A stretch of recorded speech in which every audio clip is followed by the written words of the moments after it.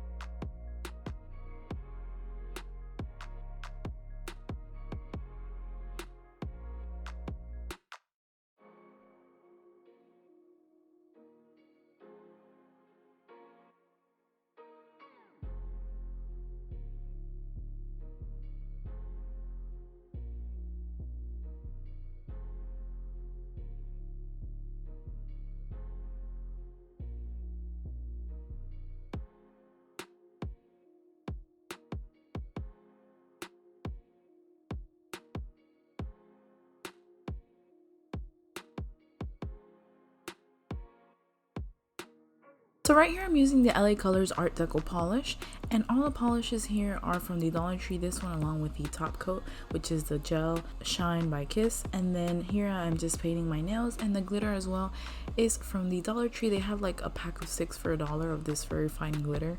That's where I find it, in the arts and crafts section. So like I always say, if you have a Dollar Tree nearby, don't sleep on it because they definitely have great finds.